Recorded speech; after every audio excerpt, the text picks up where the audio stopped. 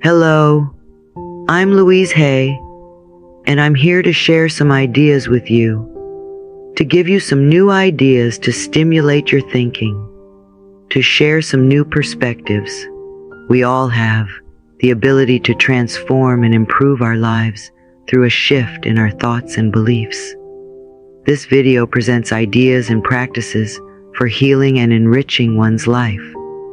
At the heart of this approach is the importance of self-love, self-acceptance, forgiveness, and letting go of past limitations.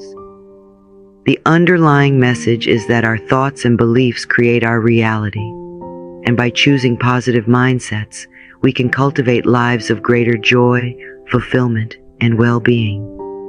The content also provides specific exercises, such as affirmations in front of a mirror, to help listeners practically apply these principles. The aim is to empower people with the understanding that they have the innate capacity to change and uplift their lived experience. Let us know and affirm together that we are open and receptive to new ideas and to new ways of looking at life. I've often thought how beneficial it would be if these subjects could be taught in school from the very first grade. Think how helpful it would have been if, as a child, you were taught how to think and how to use your mind, and how to have self-esteem and self-worth, and how to have loving relationships, and how to be a good parent, and how to manage your finances. Just think how wonderful it would be to have a whole generation of adults who knew these things and manifested these truths. Were you taught any of this as a child? I think not. So let's share some of these ideas now, because it's never too late to learn. This is always the right moment. You see, I believe that life is really very simple. What we give up, we get back. And what we believe about ourselves becomes true for us. Our thinking creates our experiences. There is a law of thinking like everything else, like all of nature. There is a universal energy or law of mind or subconscious mind, whatever you want to call it. But to me it means the power that is within me and around me transforms my thoughts into experiences. You see, I believe that we are all responsible for everything in our lives. Every thought we think and every word we speak is creating our experiences, our future. And it's almost as though every time you think a thought or you speak a word, that universal intelligence or energy is listening or responding to what you are thinking or believing or saying, without judgment or criticism, totally accepting us at our own value. Whatever we choose to believe becomes true for us. You see, when we are little, we learn what to think about ourselves and what to believe about life from the adults around us.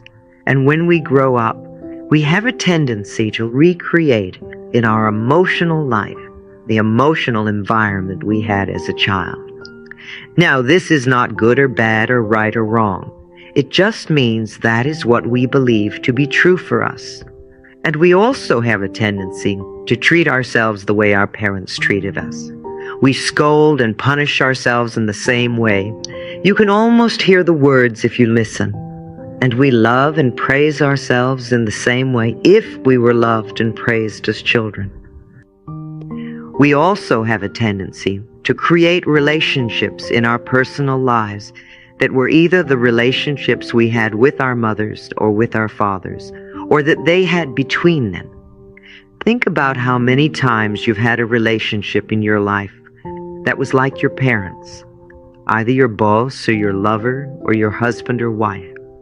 This is not in any way to blame our parents, because we're all victims of victims, and nobody can teach us anything that they don't know. If you were raised in a family where there was great anger, then you are most likely to be an angry person yourself, or you're frightened of anger. If you were raised in a fearful family, then no doubt you look at life through fearful eyes. Besides, You see, I believe that we choose our parents. I think we decide to incarnate upon this planet at particular points in time and space. And we come here because it's like a classroom. We have lessons to learn. You have your lessons and I have my lessons. And so before we come each time, I believe we choose our sex, we choose our color, we choose our country. And then we look around for the perfect set of parents that will mirror the lessons and patterns we came to work on. We choose these people as the perfect mirror for our work. Then most of us, when we grow up, have a tendency to point our fingers at our parents and say, "You did it to me, it's all your fault." But really, if we're all responsible for everything in our lives, then there's no one to blame. All is in perfect divine right order. And we are all doing our best according to the understanding, awareness, and knowledge that we have. Our point of power is always in the present moment. We create our future by our thoughts and actions of today. And we can know that no person, no place, and no thing has any power over us. We create all our situations and all our circumstances by our thinking, feeling patterns. And then we usually give away our power by blaming others when things do not go the way we want. Is this true for you? We all have things we believe and ideas about ourselves. Now, which one of these two ideas could be true for you? People are out to get me, or everyone is always helpful? If you really believe that people are out to get you, then you're going to have those sorts of circumstances in your life. However, if you choose to change that belief to everyone is always helpful, then you will find that wherever you go in life, people are there to help you. Now, wouldn't it be better to think that way? We all have a lot of foolish ideas about life and what we believe about ourselves. And we have so many rigid rules about how life should be lived. But you see, we can't really do anything about the past. That's all done now. And everything you have experienced in your life up to this moment, you have created by your thoughts and your feelings and your beliefs of yesterday, last week, last month, last year, 10, 20, 30, 40, 50, 60 years ago, however far you go back. However, I repeat, the point of power is always in the present moment, which means that what you are choosing to begin to think right here and right now is going to create tomorrow and next week and next month and next year. The past has no power over us. The point of power is in this present moment. And we can begin to be free right here and right now. We do choose our own thoughts. We may not think so, but we do. It seems to me that almost everyone on this planet, myself included, and everyone I've ever worked with, is suffering from self-hatred and guilt to one degree or another. The more of it we have, the less our life works. And the less of it we have, the better our life works. It's like the bottom line for almost everyone that I know is, I'm not good enough. And we often add to that belief, and I don't do enough. And I don't deserve. Now, if we have a very strong belief in our subconscious mind, which to me is right here in the gut, that I'm not good enough and I don't deserve, then it's going to be extremely difficult for us to create a life that really works in all categories. Now you see, no matter what the circumstances, we are only dealing with a thought. I don't believe in giving power to outer effects. We may think that being broke is the problem. I see this as the outer effect of an inner problem. It's the inner thought patterns which create these effects.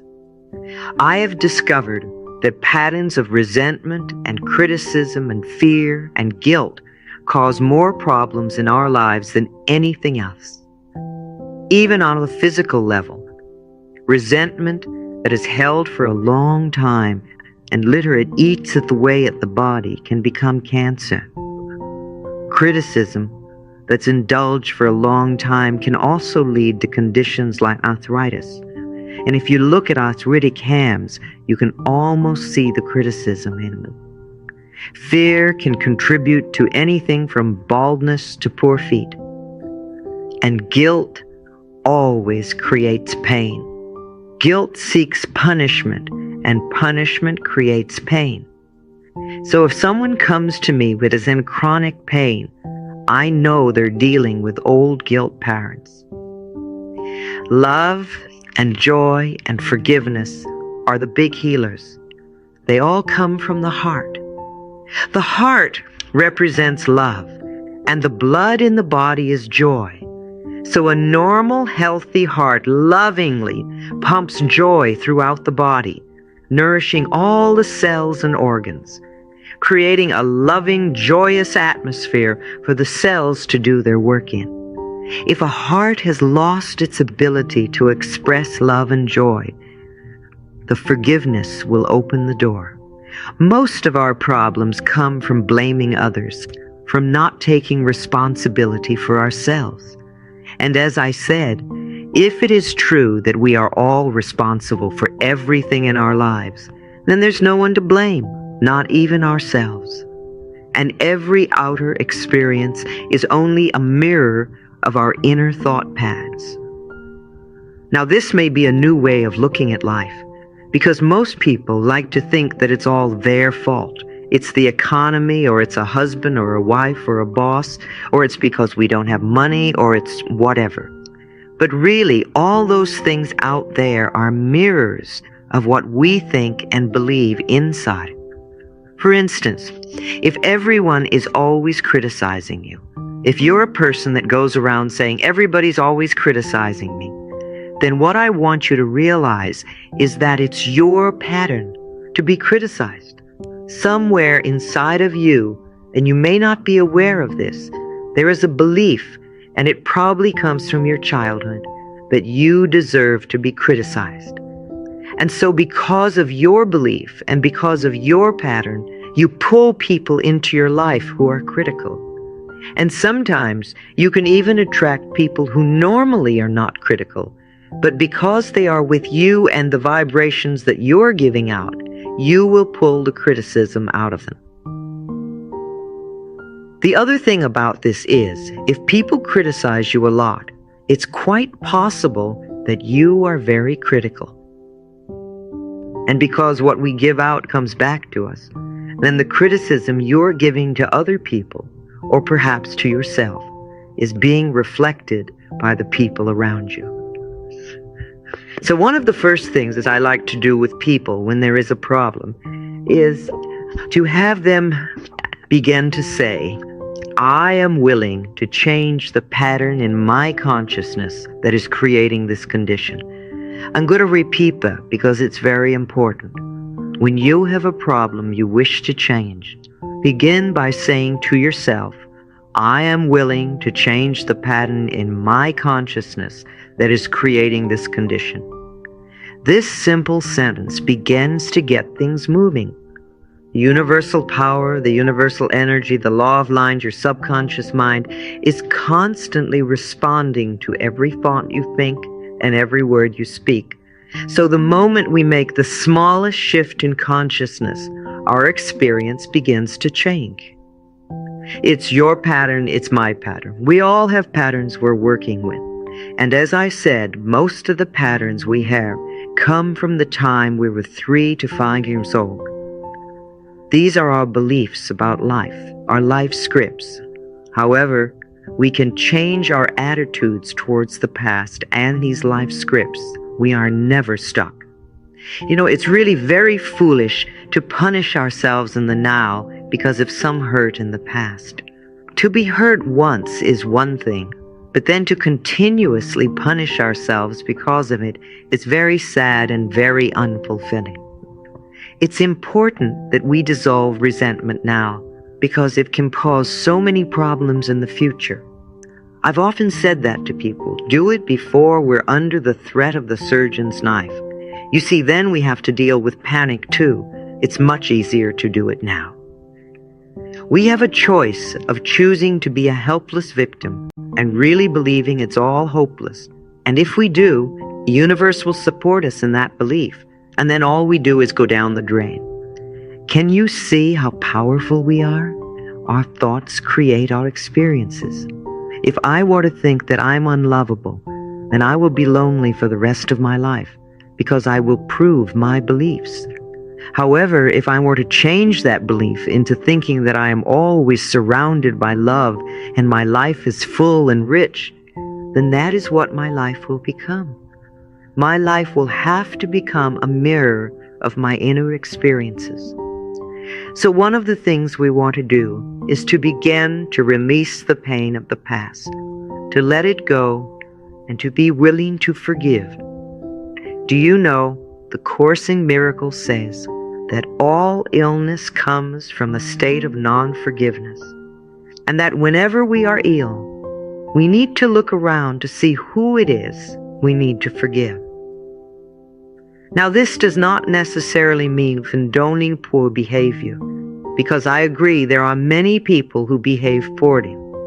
Forgiving means to release our stuff on it and let ourselves be free and the other person be free.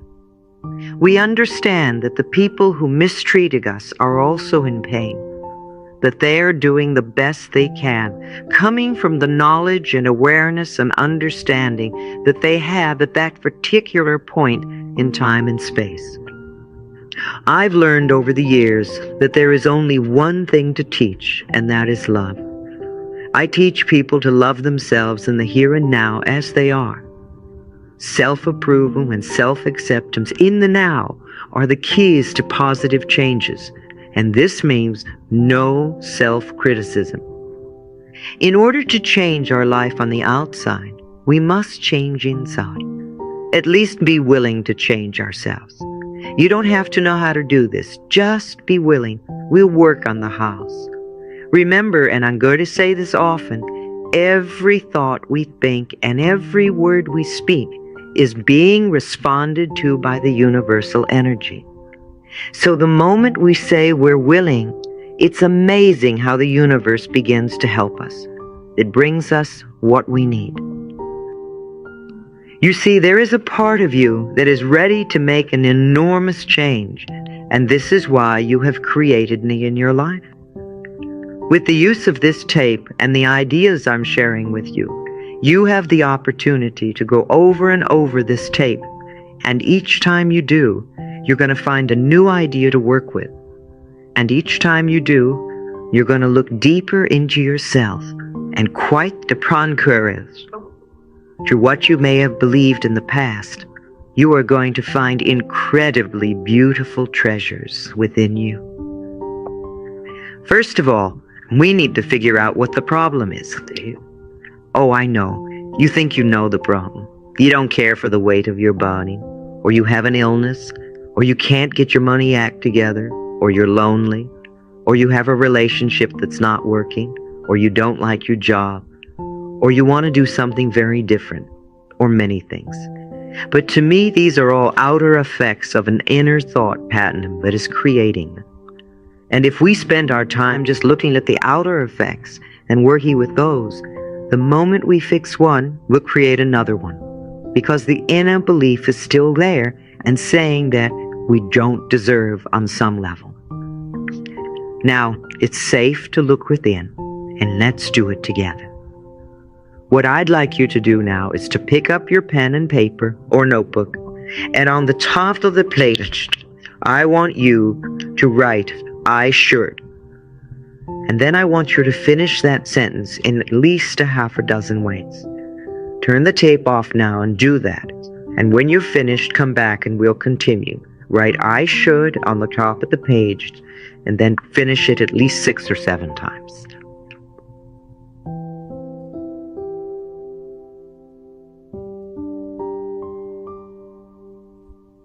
All right, now that you have your list made, What I would like you to do is to read off each one on the list by itself, saying, I should. And then my question to you is, why?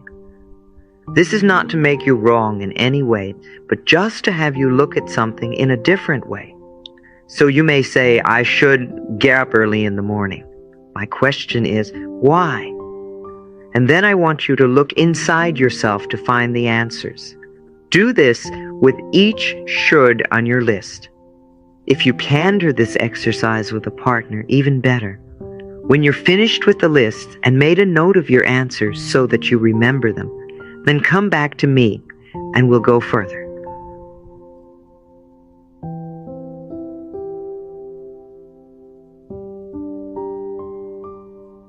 I believe that should is one of the most awful words in the English language, because every time we use the word should, we are in effect saying wrong.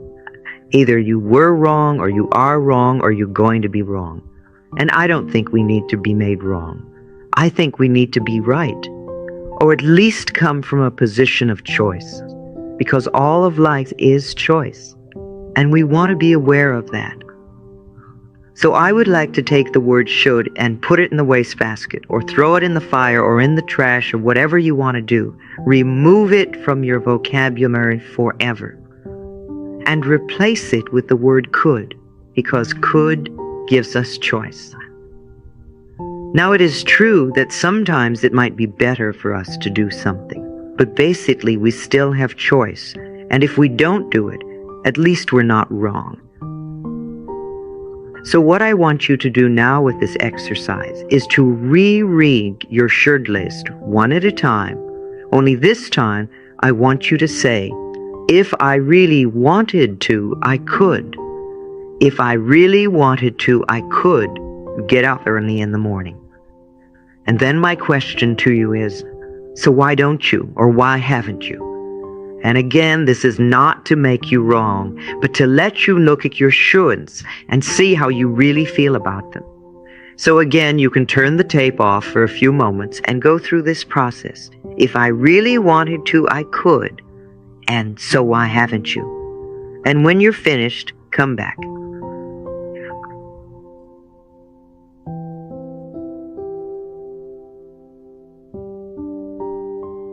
Now tell me, what did you learn? You know, most of us are so strict about our shoulds. There's such rigid rules in our lives. And most of them have to do with things that we either don't want to do, or we don't like to do, or are not us. And we find often when we go over this should list that we've been angry at ourselves for years because we don't do something that we don't want to do to begin with, or it was never our idea, or it was someone else's should. Perhaps the reason you've not done something on your should list is because you were afraid to do so. Now, instead of being bad, we find that you were only frightened. And this is a very different issue to work with. See, I like to take things off the should list. In fact, I like to remove them completely. What we can do is have them be choices. We could do them if we really wanted to. And if we're not doing them, then we probably don't want to do them, and we don't have to do them. So let's not try. Let's not berate ourselves. Let's not belittle ourselves for it anymore. This one little tiny exercise can show us so much about ourselves. So what can be dropped now from your should list? The next thing we want to do is to see where we are on the ladder of self-love. Now, I'm not talking about vanity and arrogance, because that is not love. That's a form of fear. I am talking about respect and acknowledgement for this beautiful being that we are. What we want to look at this point is how we do not love ourselves. And we do this by scolding ourselves, by criticizing ourselves, by creating pain for ourselves, emotional and physical. We don't love ourselves by mistreating our bodies. Sometimes we misuse food or alcohol or drugs. Sometimes we don't love ourselves by believing that we are unlovable, or by procrastinating, or choosing people that mistreat us. And sometimes we don't love ourselves by creating debt and burden. And sometimes Well, we all have so many ways. What are your ways of not loving yourself? Think about that. Make a note of it. You could again turn off the set and make a list of the ways that you do not love yourself.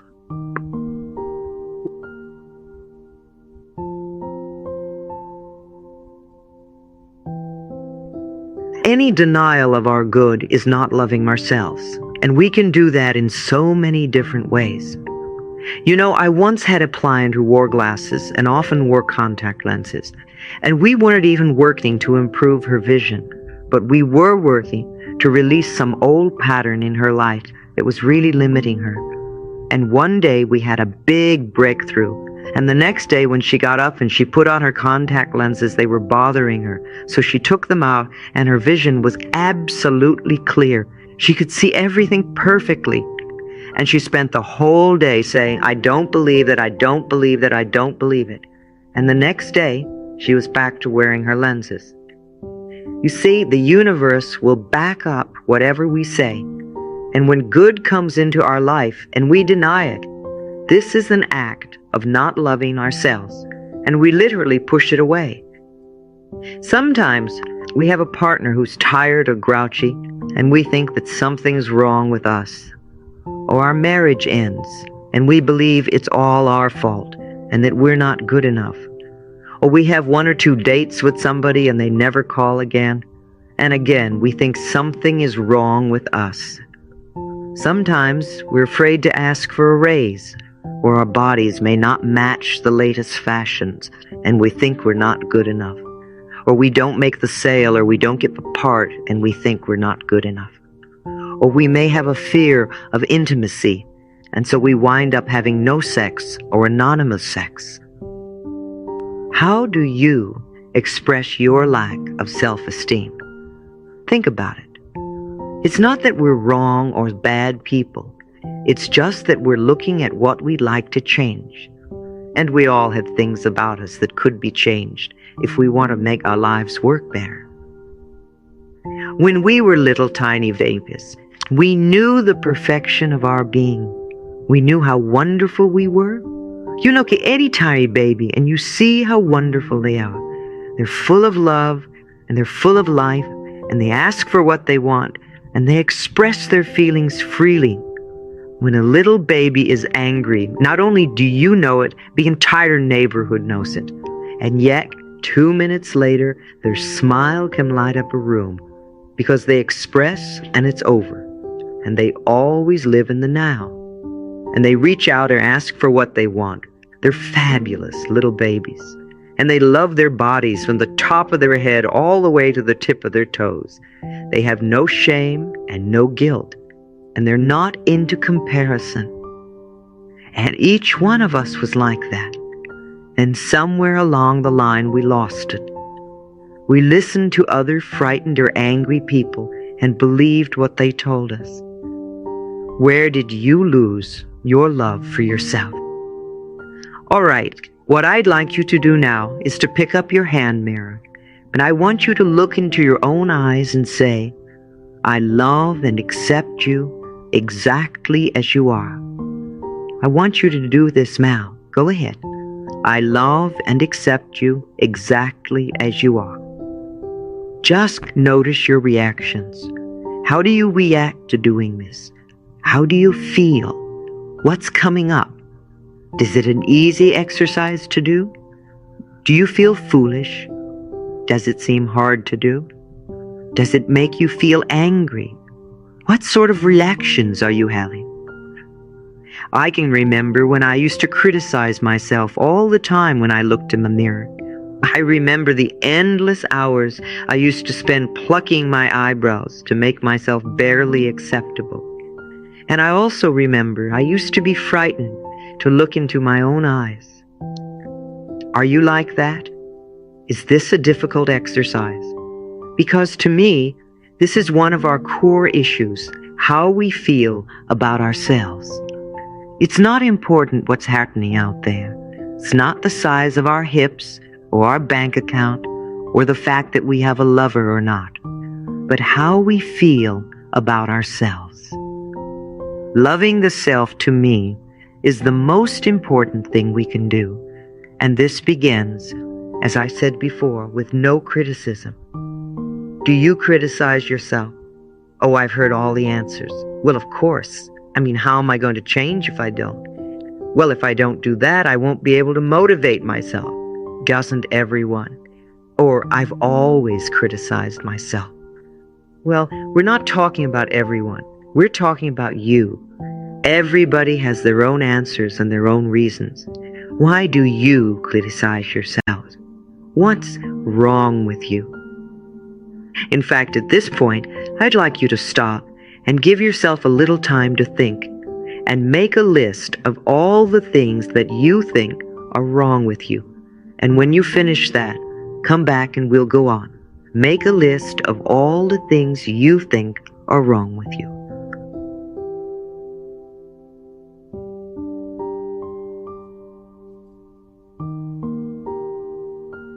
You will get the most out of this tape and the work we do if you allow yourself to take the time to do the exercises between the exclamations.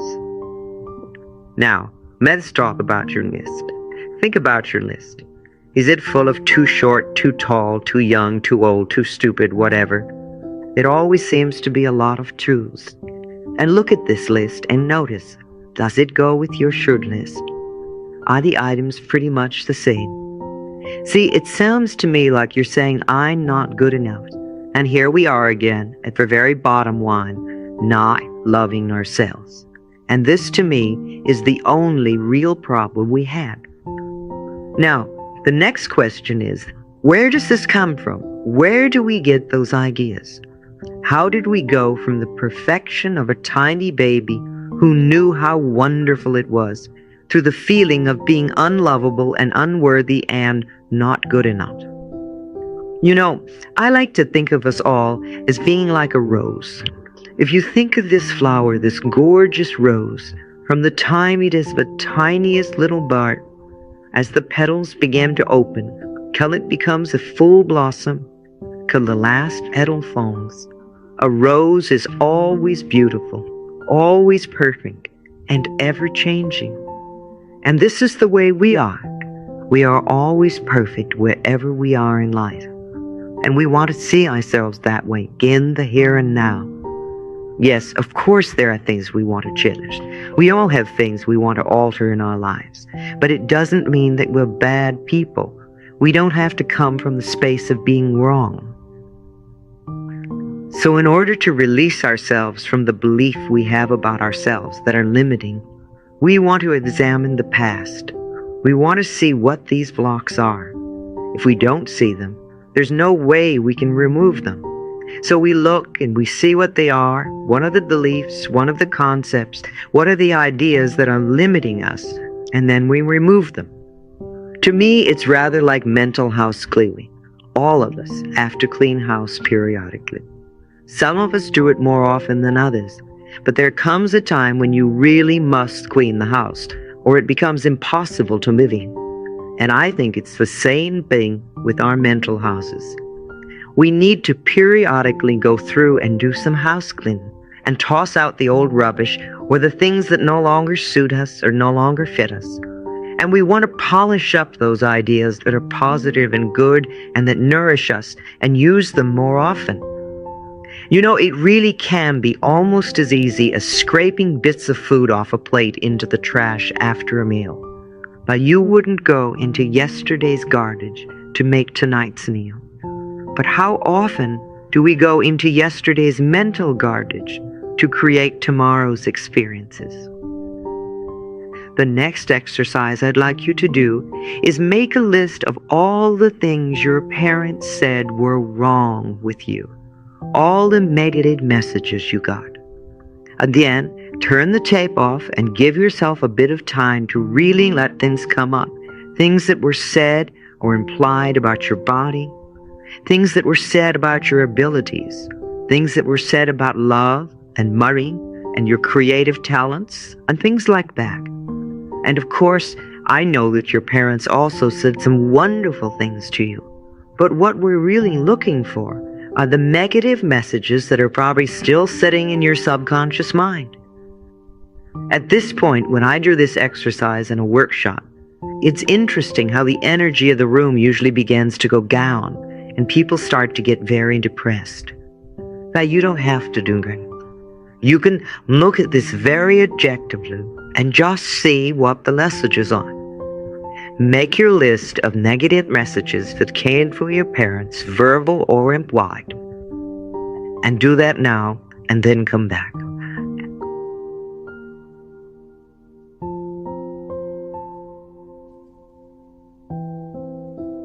All right, I want you to look at that list of negative messages, all the things that you heard as a child, because they're all sitting there in your subconscious mind, unless you've done something to release them and let them go. Try to be objective about it. And when you see something that creates a feeling within your body, let yourself say, oh, so that's where this belief came from. And realize that you're finding a treasure. Because if you don't know where this came from, you'd just be operating on automatic for the rest of your life and wondering why things aren't working for you, or wondering why you're always having the same experience. Well, I know why you repeat medical experiences. You're creating them because of some belief in here, and that belief came to you when you were very little. Not only from your parents, but now if you'll dig a little deeper, you'll find that it came from other sources too. So again, I want you to continue this list of negative messages and look for the other negative messages you heard as a child, mostly before the age of 10. Things that you heard from your relatives, from teachers, from friends, from the authority figures, from the church. Take some time to do this, and as you're doing it, notice your body. Notice how your body is reacting and feeling. Make your list now of negative messages from other sources.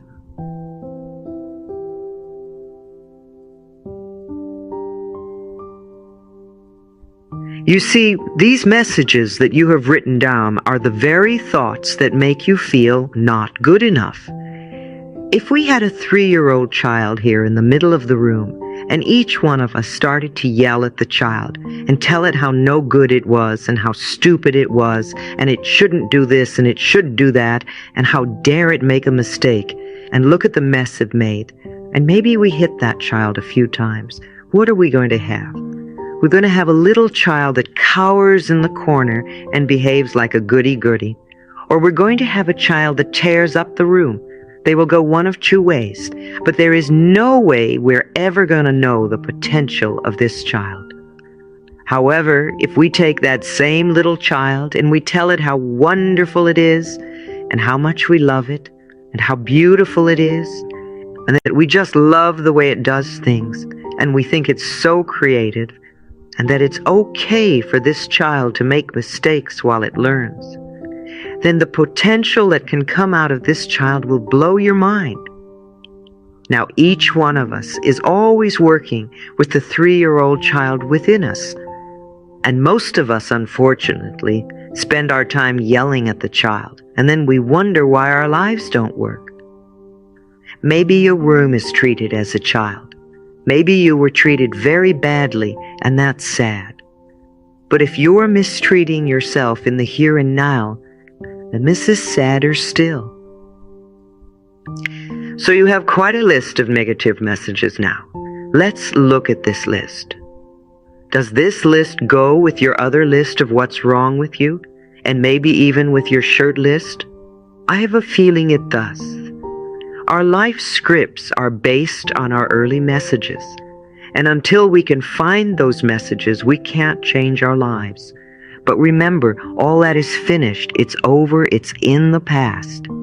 And if we just go into blame, then we stay victim. And that's no fun. And you get to stay stuck in your problem. Blame keeps the problem. It keeps us stuck in the problem. And understanding lets us rise above it. The past cannot be changed. And the future is shaped by our current thinking. Our freedom in the here and now depends on our understanding our parents, having understanding and compassion for them instead of just blame. We ought to know that, like us, they were doing the best they could at that point in time and space with the understanding and awareness and knowledge that they had. Blame is not taking responsibility for ourselves and our own creative power. You see, they were just as frightened and scared as we are, and they could only teach us what they have been taught. What do you know about your parents' childhood before the age of 10? Think about it for a while. How much do you know? And if you don't know much and your parents are still alive, try to find out. Not in an accusing way, but just ask them, what was it like to be a little child? What was it like when you were 5 years old? And if your parents are gone and you can't find out from them, then let yourself imagine what it could be like. What kind of a childhood would your parents have had to have them be the sort of people they were when you were little? Understanding creates compassion, and so you can't free yourself until you free them, and you can't forgive yourself until you forgive them. Now, perhaps you also have brothers or sisters. If they are older, they may have been like gods to you, and you may have taken very seriously the things that they said. Sometimes they may have considered you a nuisance, and you got the idea you weren't good enough. Teachers often say things that shape our lives. I remember when I was in the 5th grade, and the teacher called me up and said, "What do you want to do in life?" And I said, "Oh, I want to be a dancer." And she said to me, "Oh, let's leave that to the shorter girls. Tall girls can't dance." And I thought, oh dear. And I put away all my dancing aspirations in my pocket and literally didn't take them out till I was well over 40. School also creates so many interesting beliefs. For instance, if we think about tests and grades, were you really aware as a child that the tests you took and the grades you were getting had nothing to do with your self-worth? That they were showing you only how much you knew about a particular subject, and that's all. And most of us go through life reacting to the fear that we had as children when we had to take a test. We thought it had to do with whether we were good enough or not.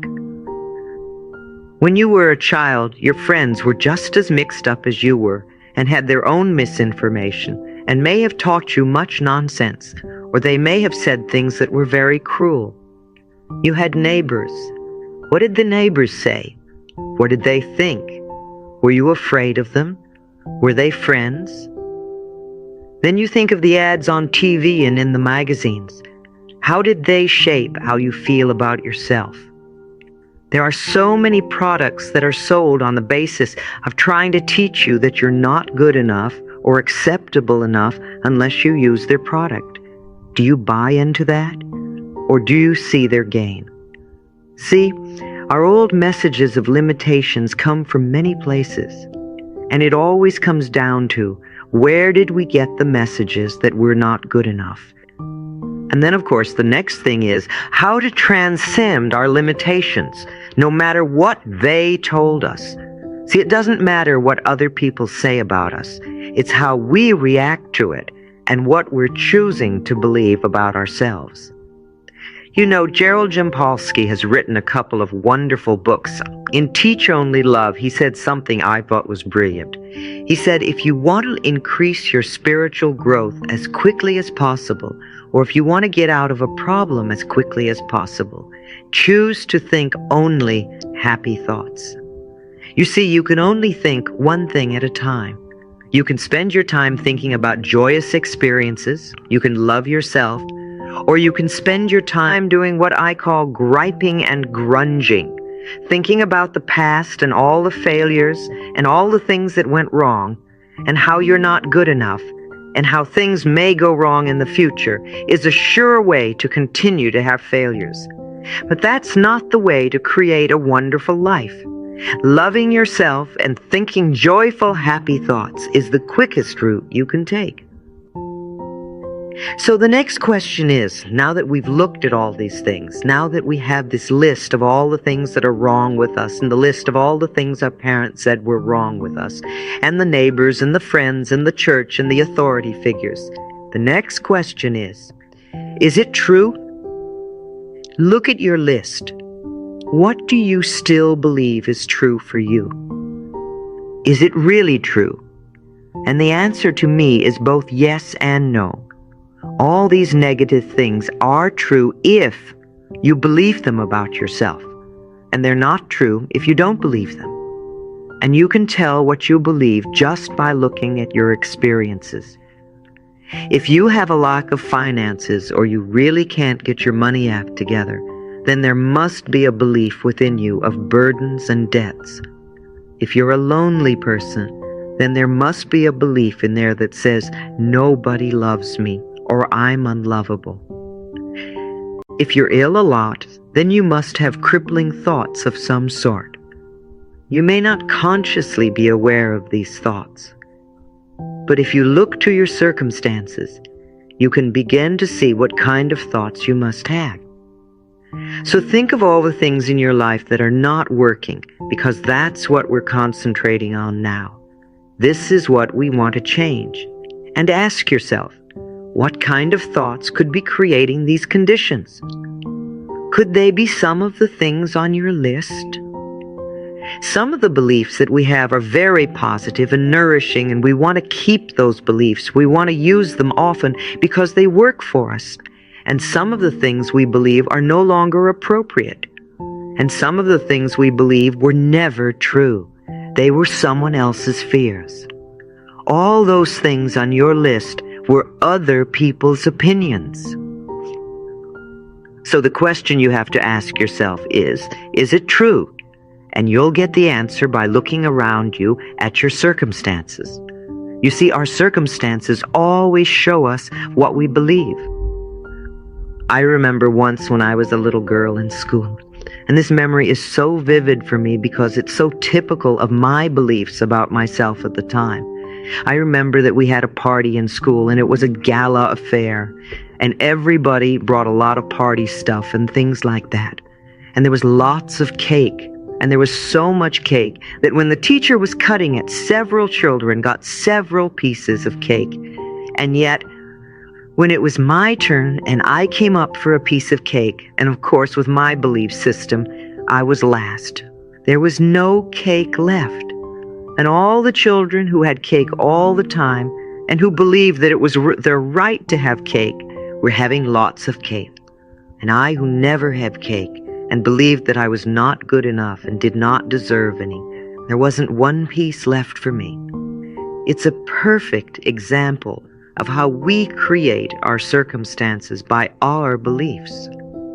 You see, if you grew up in a family where you were told all the time that it's all your fault, then you're going to go around feeling guilty most of your life and probably saying, I'm sorry all the time, or you will manipulate others through guilt. If you have a belief that nobody loved you, then you're either going to have no romances or you'll probably have very short romances. If we go around saying, well, that's the way I am, or that's the way life is, that's expressing a belief. And perhaps it came from other people's opinions. It's not true for us, or it is true for us, depending on how we accept it. Stop accepting their limitations. We always have another way of looking at life. You know, many people get up in the morning, and if it's raining, they look out the window and say, oh, what a lousy day. Well, it isn't a lousy day. It's a wet day. But if we choose to believe it's a lousy day, then that's what we'll have, because we will create it.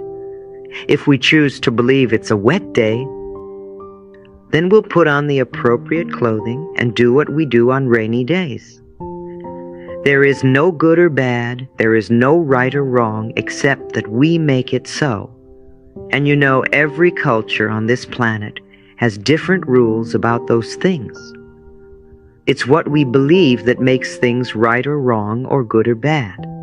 And again, it's the old thing, what we give out, we get back. and usually in gobble. We want to begin to shift our beliefs today, to be willing to allow the changes to happen. The point of power is always in the present moment. And all these old things, these lacks, these limitations, these beliefs, can return to the nothingness from whence they came. They came out of nothing, and they can go back to it. You are the power. No person, no place, no thing has any power over you. I can give you lots of good advice and lots of wonderful new ideas, but if you choose not to accept them, then you're in control, for you have the power. You are the only person that thinks in your mind, and you create your experiences. And just for this moment, I want you to catch the thought you're thinking right now and ask yourself, is it negative, or is it positive, or is it neutral? Do you want this thought to create your future?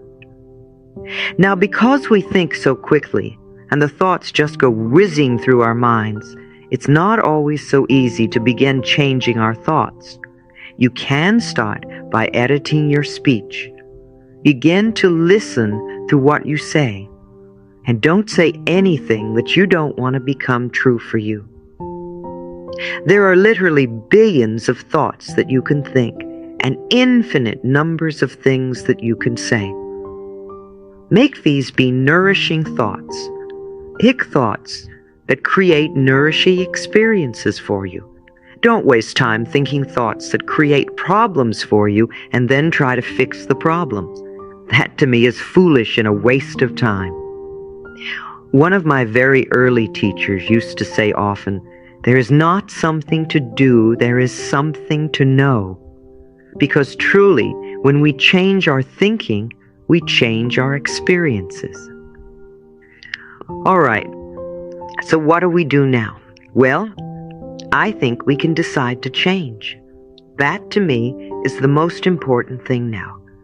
Oh, we can throw up our hands in horror and give up, or get angry or feel that it's all helpless and hopeless. But these are old and useless ways of handling things. If we think, oh, it's hopeless, so why try, because at least I can handle the pain, and I know what that is. Well, that's just getting stuck and staying in the same old place. And you certainly have the choice of doing that, but you don't have to. I'm getting angry about circumstances. Well, to me, that's like sitting in a corner with a dunce hat on. You know, something happens and we get angry, and something else happens and we get angry, and we don't do anything about it. Do you know that people who commit suicide do so because they won't change their minds? They believe that life is only one way, and they don't want to look in another way or see another viewpoint. They refuse to believe there are other possibilities, and so they leave the planet instead. Getting angry or upset continuously because things aren't working, again, is sort of foolish and a wasted energy. What is really better is for you to ask yourself, how am I creating so many situations to be angry or upset at? And then sit down and really give yourself a chance to think about that. What could I be doing or believing that is creating this? And again, this is not to make you wrong, but just to let you look at what could be happening. When we start this work, I like to think of it very much like the end of a Thanksgiving dinner. You know, you've had all this wonderful Thanksgiving dinner and everybody's eaten much too much. And then it's time to go into the kitchen and clean up the turkey pan. And there it sits, all crusty and burnt, and it looks a mess. So the first thing you do is to put in some hot water and soap, and you let it soak. And then after it's soaked for a while, you start to scrape it, and all these bits come up, and then it really looks a mess. And if you didn't know better, you'd think that the pan would always be disgusting. However, if you keep going, after a little while, you're going to have a nice, clean turkey pan. Our consciousness is very much like that. When we begin to do this work, we go in and we start to clean our mental turkey pan. And sometimes things get worse before they get better. We want to know that it's okay if that happens and to just flow with it.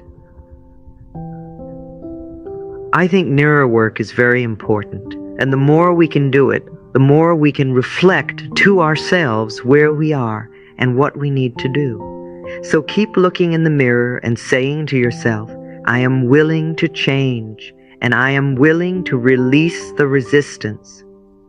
I am willing to change, and I am willing to release the resistance. Now all of us have to deal with what I call resistance to change. And we all have resistance, because on some level, we want everything and everyone out there to change, but we don't want to have to change ourselves. And yet, changing ourselves is the very thing we must do in order to change our lives. So awareness is our next step. We must become aware of what it is that we believe. Otherwise, we don't know what to change. Our first reaction to a new awareness about ourselves is often resistance. And that's all right, because any reaction is good. It means the change is already in process. Let yourself notice how you react so that you are aware of what's going on. Our lessons are not necessarily easy. If they were easy, they wouldn't be lessons. It takes time and effort to learn what we need to learn. So don't demand instant change. Let yourself do it step by step. It will get easier as you go along. Too often we get impatient and we want to do things right now. Impatience is only resistance to learning. It means you want the goal without going through the process. You know, we can sit here and say, I want to be in the other room. And we can even demand and insist that we are in the other room right now. But we don't want to make the effort of getting up and going one step at a time in order to get to the other room. And we can sit here for days and keep yelling and insisting we want to be in the next room, and nothing will happen except that we get frustrated. However, if we make the effort and take the steps, no matter how small, one by one, before you know it, we will be there. Keep noticing what is going on in your body and what form your resistance may be taking. It's fascinating to watch how the mind works and learns, and the thing we resist the most is often that which we most need to learn.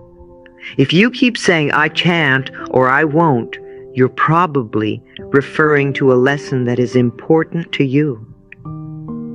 Think for a moment. What do you think you came to this planet for? What is your lesson?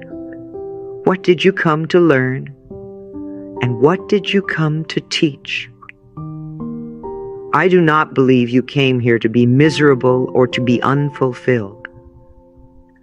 I believe you came here to be fulfilled and to give of yourself to others. We are all teachers and students. We are learning and we are teaching.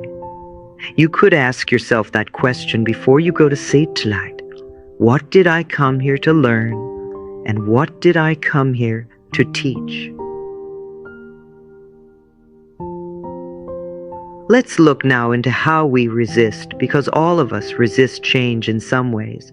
We have so many ways to do this. There are many nonverbal ways. All sorts of things, like we could leave the room, begin to do something else, start flipping through a magazine, or pretending we don't hear.